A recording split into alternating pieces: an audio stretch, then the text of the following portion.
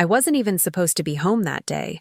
I had cut my trip short, just one day early, because I missed my dog and wanted a quiet evening to unwind. But the moment I pulled into my driveway, I knew something was off. There were a few unfamiliar cars parked out front, and people I didn't recognize were casually walking around my backyard. I was confused at first, until I heard voices coming from my guest house. That's when it hit me. Something was seriously wrong. As I got closer, I saw her. Karen, the same woman who's been a nightmare ever since she became the new president of our HOA. She's the type of person who watches your grass grow just to complain it's half an inch too tall. But today, she had gone way beyond complaining. She was standing in front of a small crowd, clipboard in hand, describing the features of my guest house like she was running an open house. I stopped dead in my tracks. She was auctioning it, my property, without my knowledge, without my permission. When I confronted her, she acted like I was the one causing a problem. She told me I was interrupting an official HOA event and needed to leave. I laughed, nervously, at first, until she actually picked up her phone and called 911. Said I was trespassing. At that point, I didn't know whether to be furious or just speechless. How do you even process something that outrageous? I couldn't believe it. How did she get access to the guest house in the first place? And how far had she gone behind my back while I was away? That's when I decided I needed to record everything, because what happened next was even worse. So there I was, standing in my own backyard, watching this HOA Karen wave her arms around like she owned the place. People gathered around looked just as confused as I felt, whispering to each other and glancing at me like I was the intruder. I started recording on my phone, trying to stay calm, even though my heart was racing. Now here's where it gets crazier. This wasn't just some random open house. She had flyers printed out, actual paperwork. She called it a community property, asset transfer, whatever that means. And when I asked her again, nicely, what she was doing, she said the HOA had reclaimed the guest house because it hadn't been properly registered, which makes no sense, because that guest house, I built it myself, on my own land, fully permitted, fully legal. But Karen, with her smug little clipboard and oversized sunglasses, kept going on about community standards and property violations. She said that since I wasn't using the guest house full-time, and because I abandoned it, the HOA had every right to take it over and repurpose it. I couldn't believe what I was hearing. First of all, I was gone for 4 days. And second, this isn't a shared condo complex. We're talking about a single-family home with a guest house in the backyard. Still, she claimed she had documents proving the HOA had the authority. But when I asked to see them, she clammed up and started dialing the police. At this point, the neighbors who were there started to sense something wasn't right. A few of them quietly walked off. But the rest? Some of them seemed to be in on it, like this had been planned while I was away. That's when I realized this might not just be about Karen being annoying. This could be something way bigger. The cops showed up about 10 minutes later. 2 patrol cars rolled up slow, lights flashing, but no sirens. I stayed calm, kept recording, and tried to explain the situation as clearly as I could. It didn't take long before they realized I wasn't some trespasser. I had ID, I had mail with my address, and most importantly, I had the deed to the property saved on my phone. But even then, Karen wasn't backing down.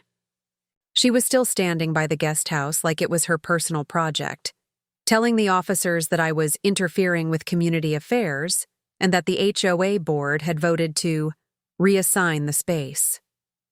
That's when things started getting shady. One of the officers asked to see the paperwork Karen kept mentioning. She hesitated, said she didn't have the full packet on her, but the treasurer of the HOA did.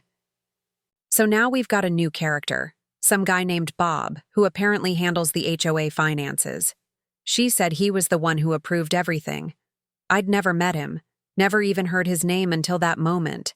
And get this, when I later looked into the HOA board records, Bob had only been listed as acting treasurer for 2 weeks. Right around the same time I left town, I started thinking, was this a setup? Had they been watching my place, waiting for me to leave so they could pull this stunt? And what exactly was their endgame? Were they actually trying to sell the guest house? Or maybe lease it out for some kind of profit? It felt way too organized to be some petty neighborhood power trip. Meanwhile, neighbors started chiming in. One woman whispered that Karen had talked about turning unused properties into income for the HOA at a recent meeting, only she never said which properties. Another guy claimed he got an invite to a private tour the day before. So now I'm thinking, who else knew about this? The more I listened, the more it became clear. This wasn't just some weird misunderstanding. Karen had a plan, and it had been in motion long before I ever left town. And the guest house? That was just the beginning. Later, that evening, after things had quieted down and the police had left, without making any arrests thankfully, I started digging. I went through every HOA email, every notice, and every board meeting summary I could find. That's when I saw something buried deep in the minutes from a meeting I hadn't attended.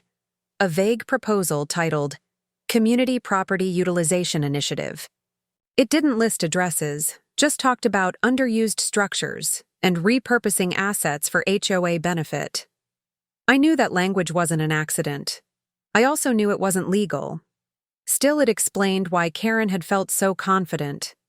She must have thought no one would notice or care.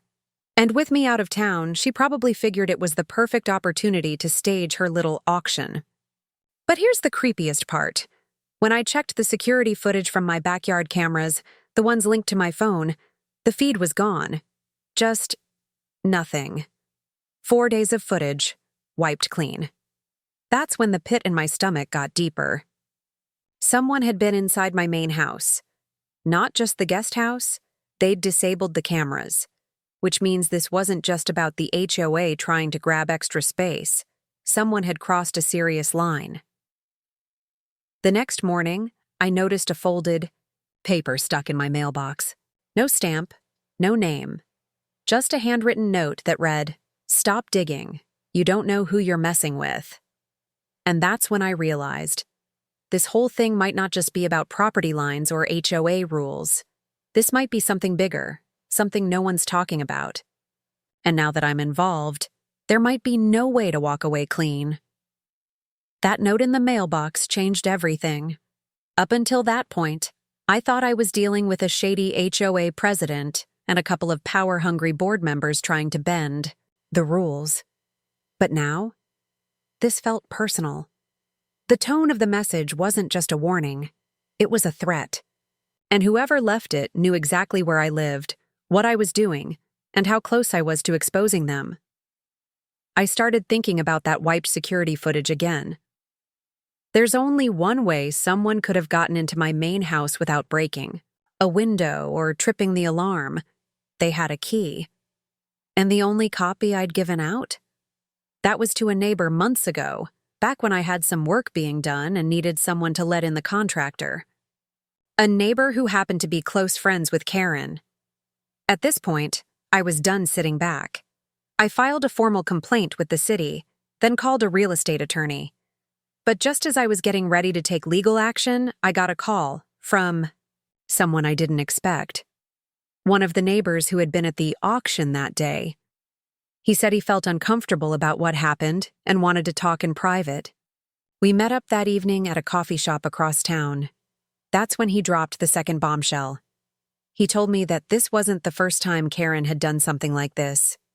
Apparently, a few months ago, another homeowner 2 streets over had mysteriously violated HOA guidelines while they were out of the country. Their detached garage was converted into an emergency storage unit for the community. When they came back, their locks had been changed, and the HOA blamed it on a paperwork mix-up. And here's the wild part. That homeowner never fought back. They moved out within a few weeks. Quietly. No explanation. Now it felt like I wasn't just protecting my property. I was possibly the first person to fight back, and they clearly didn't like that. After that conversation at the coffee shop, I knew I couldn't wait any longer. This wasn't just about my guest house. It was about stopping something much bigger that had been quietly happening under everyone's nose. I gathered every piece of evidence I had. Photos, screenshots of deleted HOA meeting notes, copies of my property deed, and yes, even the threatening note. I gave it all to my attorney, and we filed for an emergency injunction against the HOA.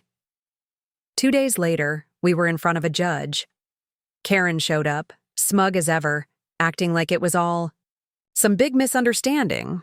She brought Bob, the so-called treasurer, and they tried to spin this story about protecting community resources and updating zoning compliance. But they didn't expect me to come in with legal proof that my guest house had full permits, was on private land, and had never been under HOA control. I even had emails from the original HOA agreement stating outbuildings weren't part of common property. The judge didn't even let them finish. The injunction was granted immediately, and they were ordered to cease all After the court decision, things started unraveling fast for Karen and her little operation. Once word got around the neighborhood that the HOA had been involved in shady dealings, people started talking. Neighbors who had stayed quiet before suddenly had stories of their own. A couple even admitted they'd felt pressured to donate parts of their yard or garage space to vague community projects, but didn't want to cause trouble. Now they knew they weren't alone. Handed everything over to a local journalist who had been covering housing scams and HOA abuse stories.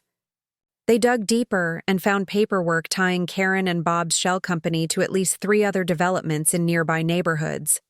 Turns out, this wasn't their first rodeo.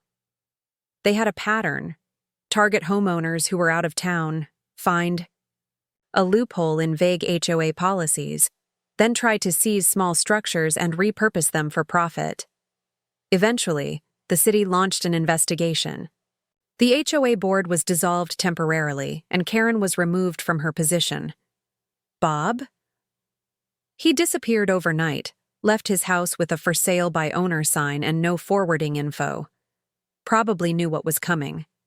And as for me, I got a formal apology from the city and confirmation that my guest house was fully protected from any HOA overreach moving forward.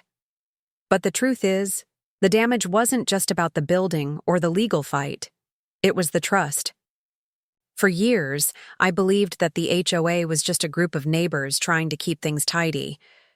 But after what I saw, I realized how easily a few bad actors can twist a system meant to protect into something that works only for their gain.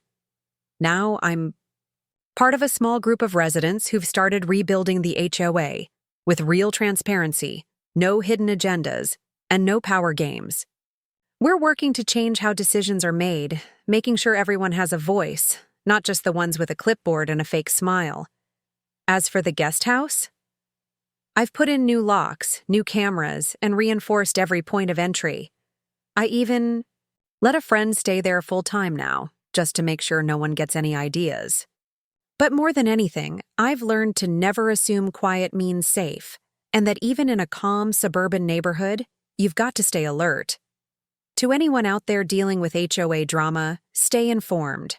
Read everything, keep records, because what happened to me started with just a short trip out of town, and almost ended with my property being stolen out from under me. In the end, I got my home back, but more importantly, I got my neighborhood back too. And this time, we're keeping the doors locked and our eyes open.